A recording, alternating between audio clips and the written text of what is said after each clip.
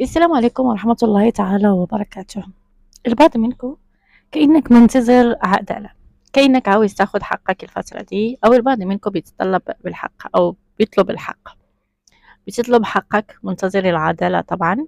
يمكن أنت مريت بطاقة ظلم كبيرة أوي، اتعرضتِ ليها فعلًا واتظلمتِ واتقهرتِ من أقرب الناس ليك، وكأنك بتقول لنفسك أنا مرّيت بأمور صعبة كتير جدًا، مرّيت كمان بحياة صعبة، بمشاكل صعبة، بس ربنا إن شاء الله هيعوّضك كل خير وسعادة وفرحة إن شاء الله.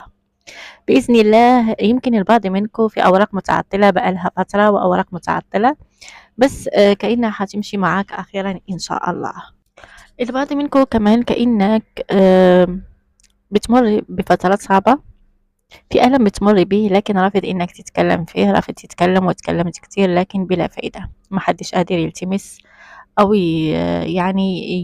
يقدر إنه يداوي جروحك، ما حدش حاسس بجرحك ولا بألمك غيرك أنت طبعًا لوحدك، ما فيش حد بيحس بحد تاني غير طبعًا رب العالمين.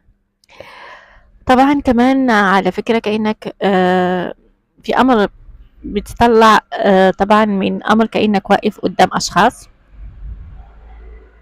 طبعًا وهتسمع ما بينك وبينهم، بتحط حتّة سد بتقفل أبواب ورا منّك كتير، وكأن قدّامك باب العوض مفتوح، في أمور في حياتك بتخُص العيلة، أطفال، وكأنك أخدتِ أطفال، خرجتِ ممكن يكون خرجتِ مثلًا من علاقة، ممكن العلاقة دي كانت مُتعبة جدًا بالنسبة ليك، أو أنت شايل طبعًا مثلًا على أكتافك طاقة أشخاص كأنها عبء عليك.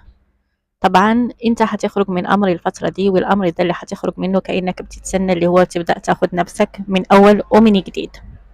الأمر ده عاوز تخرج منه بقى لك فترة، هتخرج منه بس بصعوبة إن شاء الله. طبعًا الأمر اللي شايل همّه إن شاء الله هتطلع منه إن شاء الله بإذن رب العالمين.